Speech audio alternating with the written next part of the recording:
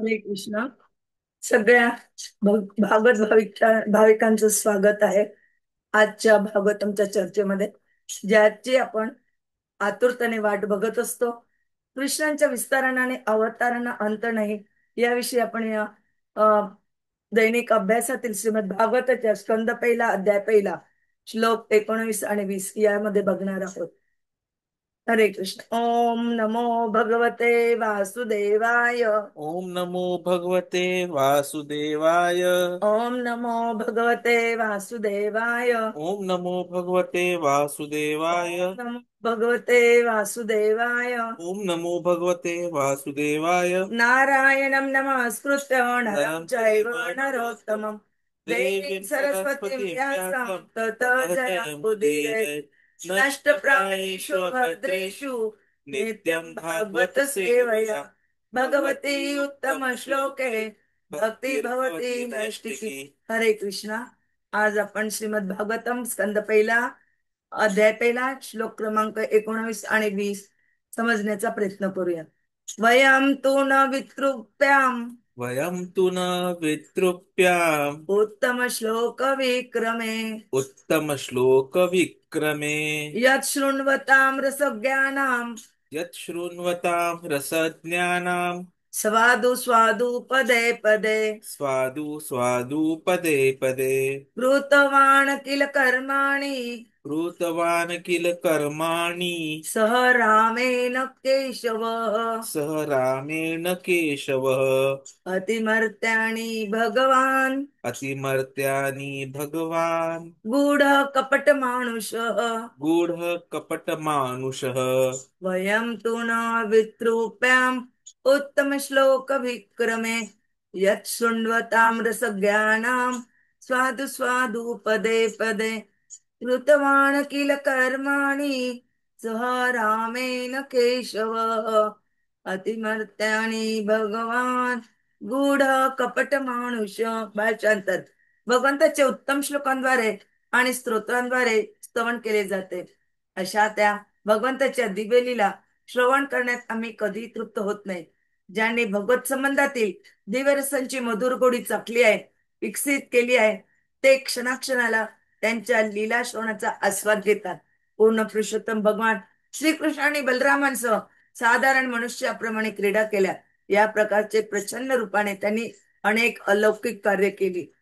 इथं ओम ज्ञानतिमिरन्धस्य ज्ञानांजन शलाकया चक्षुर्मिलितं येन तस्मै श्री गुरवे नमः.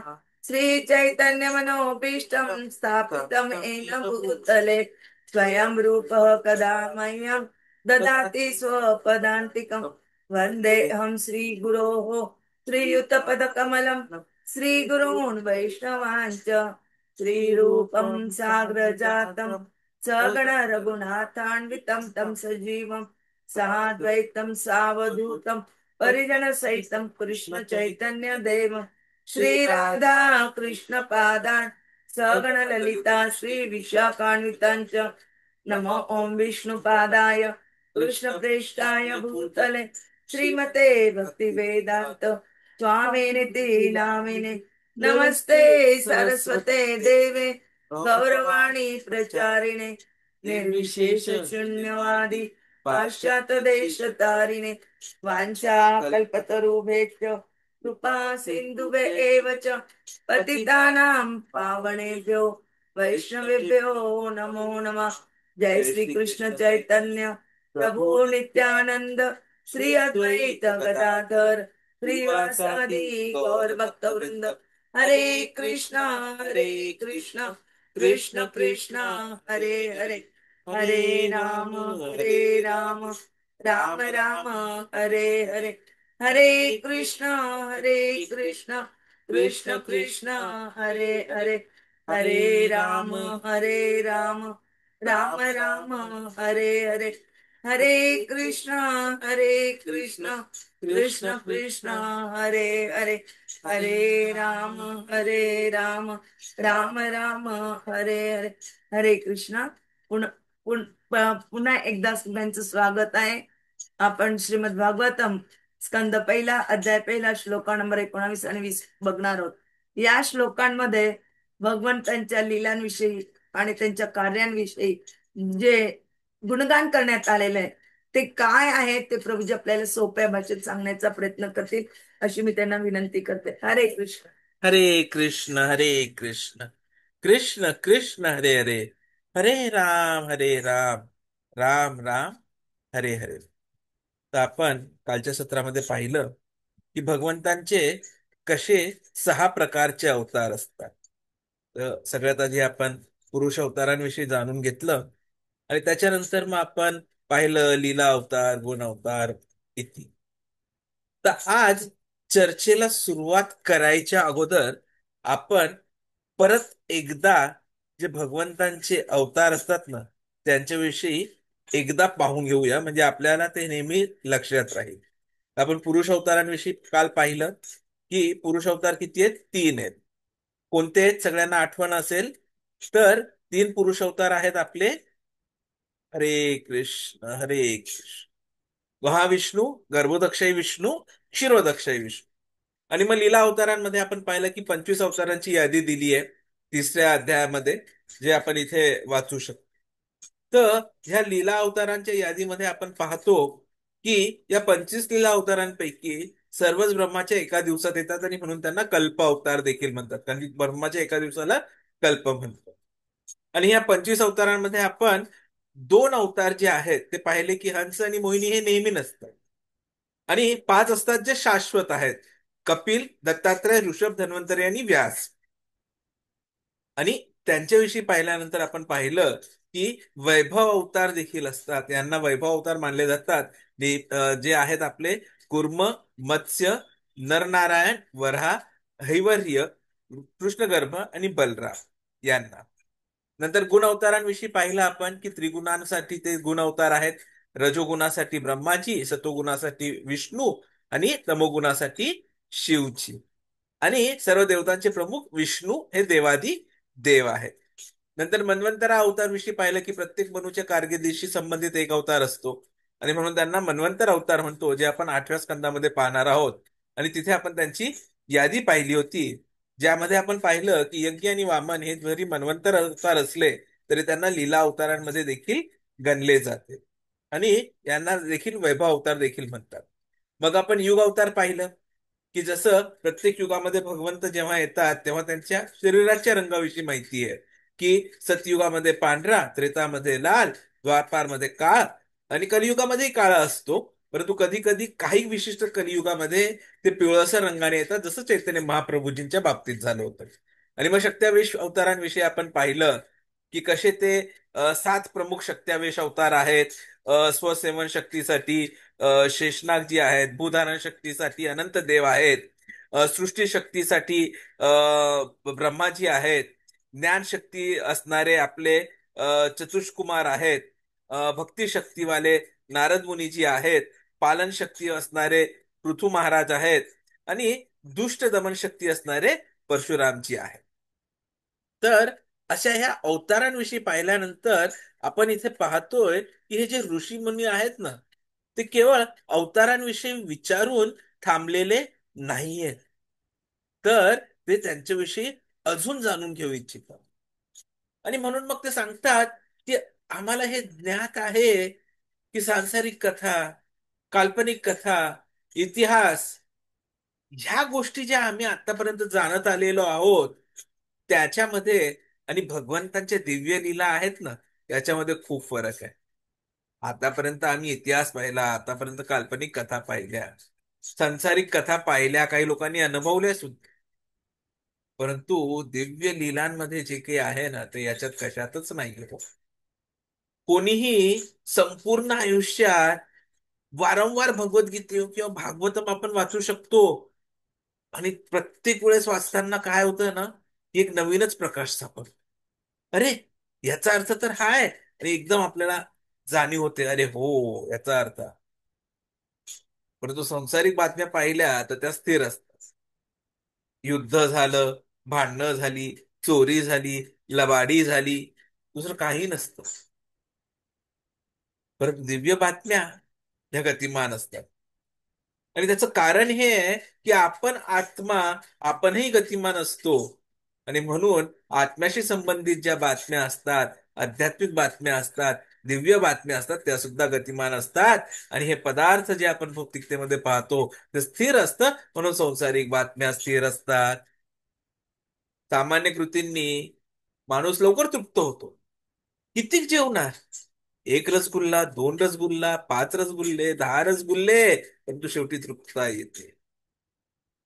परंतु दिव्यता किंवा भक्तीच्या कृतींनी कोणीही तृप्त होत नाही.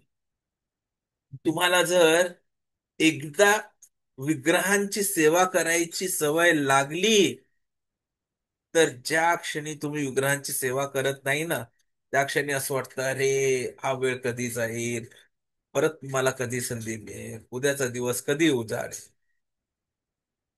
किंवा जेव्हा आपण जप करतो आणि जप ध्यानामध्ये आपण खरंच मग्न होऊन जातो, तेव्हा कधीही आपल्याला असं वाटत नाही की अरे हे जप संपत का नाहीये. म्हणून जेव्हा आपण सुरुवातीला करतो, जसं मी तुम्हाला 3 सत्रांपूर्वी विनंती केली, की जेव्हा आपण पाहिलं की भगवत नाम आणि भगवान यांच्यात फरक नाहीये, आणि भगवानच्या नामाने भय देखील भयभीत होते, म्हणून आपण दररोज एक माळा कमीत कमी जप करायला सुरुवात केली. तर सुरुवातीला आपल्याला वाटेल अरे हा 108वा मणी कधी येणार. पण एकदा सवय झाली की आपण लगेच दुसरी करतो, मग चौथी करतो, मग 10, मग 12, मग 16. आणि काही काही लोक मी पाहतो, जसं आत्ताच आपल्याकडे निर्जला एकादशी होऊन गेली, तर तिथे 8वी 9वीच्या मुलांनी देखील 64 माळा केल्यात. आणि काही भक्त होते, त्यांनी 108 माळा जप केले. कारण की तृप्तीच मिळत नाही. आणि म्हणूनच उत्तम श्लोक असे साहित्य दर्शविते जे अज्ञानांसाठी बिलकुल नाही.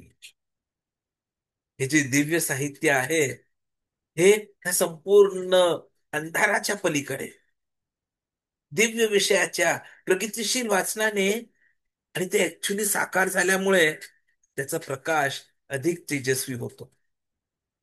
मायावादी तत्वज्ञान सांसारिक आहे. भगवद्गीता आणि श्रीमद भागवत यांचे तत्वज्ञान मात्र दिव्य आहे, परलौकिक आहे, आध्यात्मिक आहे. अनेकदा आपण मानव रूपवाद, प्राणी रूपवाद याच्या सिद्धांतांविषयी ऐकतो. परंतु असले कुठलेही सिद्धांत श्रीकृष्णांना, ईश्वर तत्वाच्या व्यक्तिमत्वाला कधीही लागू होत नाही.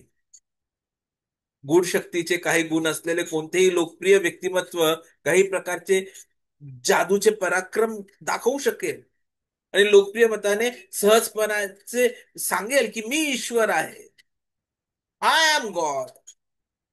परंतु भगवान श्रीकृष्णांनी त्यांच्या अवताराच्या सुरुवातीपासूनच प्रत्यक्ष ईश्वर तत्वाचे व्यक्तित्व आहे हे सिद्ध केले. जेव्हा त्यांचा जन्म झाला, तेव्हा त्यांच्या आई समोर चतुर्भुज विष्णू म्हणून प्रकट झाले. आणि मग आईंनी विनंती केली, म्हणून त्यांनी मानवी मुलासारखे रूप धारण केले, आणि लगेच गोकुळात दुसऱ्या भक्तांसाठी त्या आईला सोडून चालले गेले. आणि तिथे नंद महाराज, यशोदा मातेचे पुत्र म्हणून त्यांचा स्वीकार करण्यात आला. आणि तिथेही आपण काय पाहतो की काही दिवसांचे असतानाच त्यांनी काय केलं, तर एवढी मोठी राक्षसीन पुतना, तिचा त्यांनी प्राणवायू शोषून तिचा वध केला. बरं, एक नाही, दोन नाही, कित्येक असुर हे सर्व त्यांच्या समोर. हा भगवद्गीतेत भगवंत म्हणतात की त्यांचा जन्म आणि कर्म हे दिव्य आहे, आणि जो कोणी त्यांच्या जन्माचे कर्माचे दिव्य स्वरूप जाणून घेता इतके भाग्यवान आहे, तो खरंच लगेच मुक्त होईल आणि त्यांच्या राज्यात परत येण्यास पात्र होईल. भगवंतांनी त्यांच्या आईच्या कुशीतूनही त्यांचे दिव्यत्व प्रदर्शित केले की त्यांची सर्व कर्मे अलौकिक आहेत.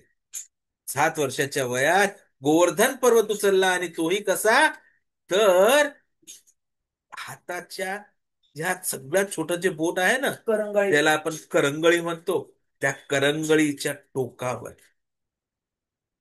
हे सर्व कृत्ये निश्चितपणे त्यांना प्रत्यक्षात परमपुरुषोत्तम भगवान असल्याचे सिद्ध करतात.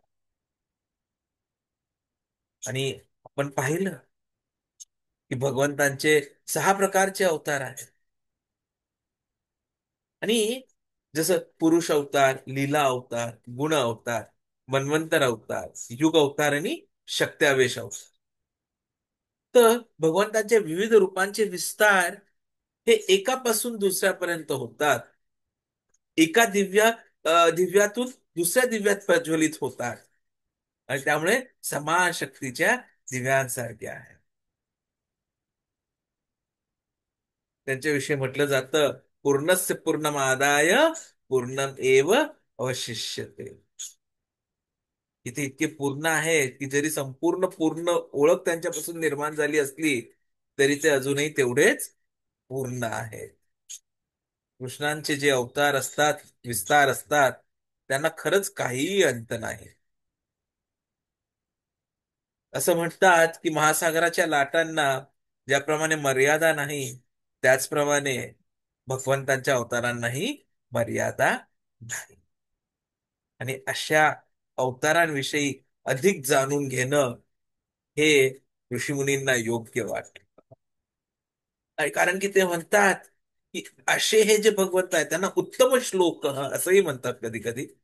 तर अशा भगवंतांना उत्तम श्लोकांद्वारे स्तोत्रांद्वारे स्तवन केले जाते.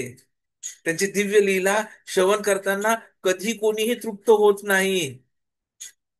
कारण की एकदा जर आपण ही मधुर रसाची गोडी जोडून घेतली ना, चाखली, विकसित केली, किंवा आपल्याला फक्त प्रत्येक क्षणी भगवंतांच्या लीला श्रवणांचाच आस्वाद घेत राहावा असं वाटतं.